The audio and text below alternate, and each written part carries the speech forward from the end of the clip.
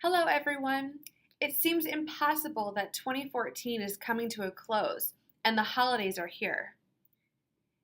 But we have a great bulletin to finish off the year.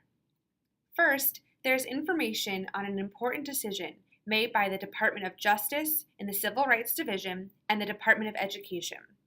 This decision is about the importance of considering both the Individuals with Disabilities Education Act and Title II of the American with Disabilities Act when developing education plans for children who are deaf or hard of hearing. There's also an article about Columbia Lighthouse for the Blind's support for the deaf-blind community and their investment in training support service providers. There is also great news about collaboration between advocacy organizations and the National Association of Theater Owners. You can read all about it. And don't forget that ODHH Legislative Awareness Day is just around the corner on February 16th. The article tells you how you can get involved. This is our last bulletin for 2014. It is our time to wish you happy holidays, a great new year, and thank you for all of your support this past year.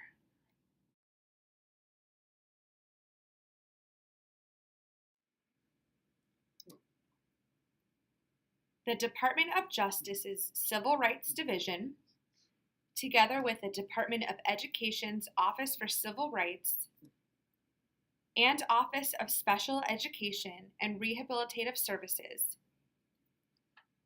has just issued joint guidance about the rights of public elementary and secondary students with hearing, vision, or speech disabilities to effective communication.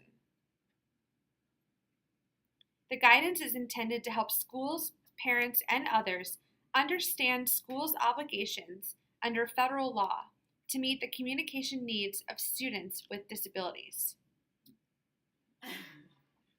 Public schools must apply both the Individuals with Disabilities Education Act, or IDEA, analysis and the Title II of the Americans with Disabilities Act, or ADA, effective communication analysis in determining how to meet the communication needs of an IDEA-eligible student with a hearing, vision, or speech disability. While the two often overlap, the Title II effective communication requirement differs from the requirements in the IDEA. While the IDEA requires that schools make available a free, appropriate public education, or FAPE, the Title II regulations have a specific effective communication requirement for individuals with disabilities. In some instances, in order to comply with Title II, a school may have to provide the student with accommodations that are not required under the IDEA.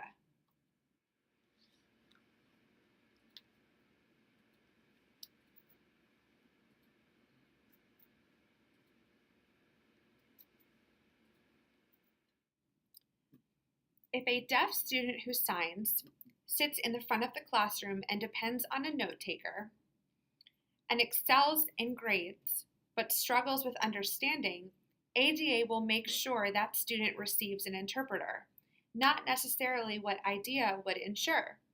IDEA focuses more on setting an appropriate environment, while ADA Title II is stronger in terms of focus on communication methods.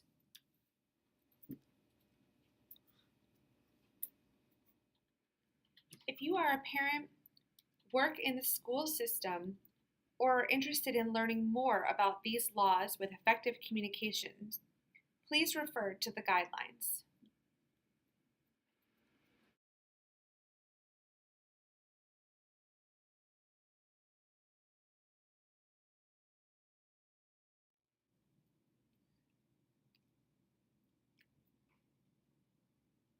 Columbia Lighthouse for the Blind, or CLB, is dedicated to working with the visually impaired, blind, and deaf-blind population in Maryland, Virginia, and DC, so that those individuals remain independent, active, and productive in society.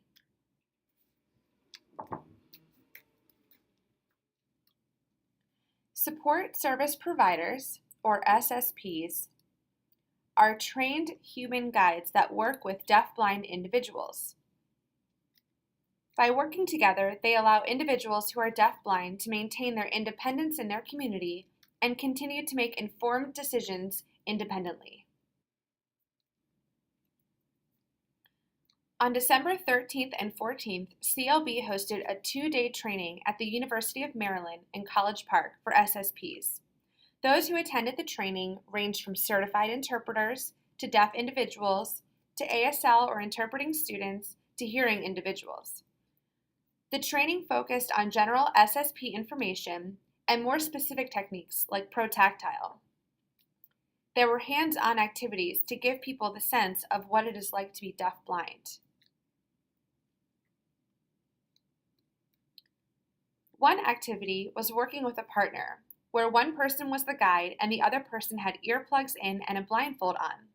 The pair would practice walking up and down the hall, going up and down stairs, and walking through narrow spaces. Another activity was putting on goggles that simulated different types of vision loss. This helped to understand different scopes of vision and how signing styles have to change to accommodate that.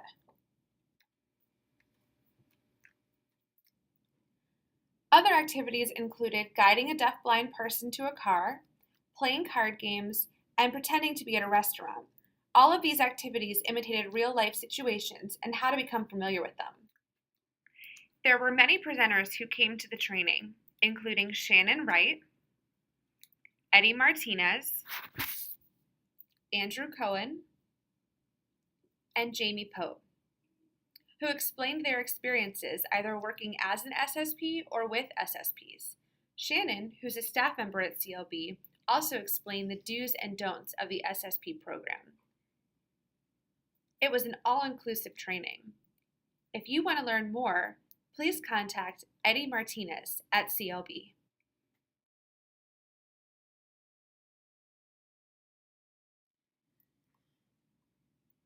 The Alexander Graham Bell Association, the Association of Late Deafened Adults, the Hearing Loss Association of America, the National Association of the Deaf, and the National Association of Theater Owners have all collaborated to develop a joint recommendation to the Department of Justice regarding captioning in movie theaters.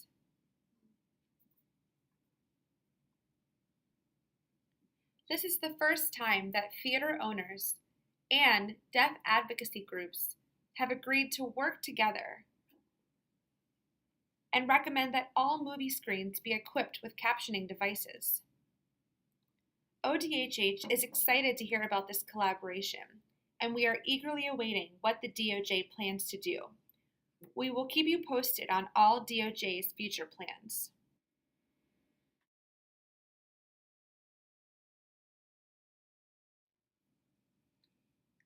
It's that time of year once again. The Governor's Office of the Deaf and Hard of Hearing is proud to announce their 6th annual Legislative Awareness Day, which will be hosted on February 16th, 2015. We encourage all deaf, hard of hearing, and deaf-blind Marylanders to attend. The purpose of Legislative Awareness Day, or LAD, is to promote awareness about how the legislative process works in Maryland and how to be a proactive advocate.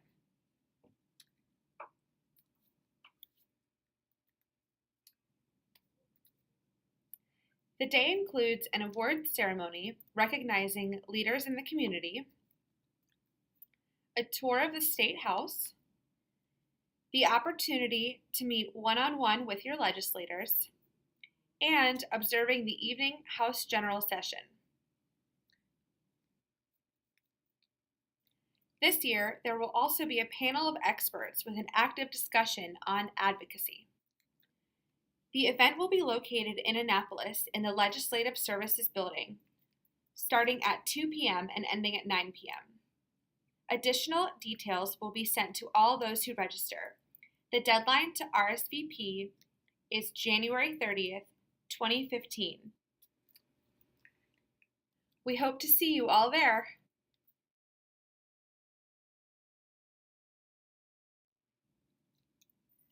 The staff here at ODHH wishes all of you a very happy holiday and a happy new year. See you next year!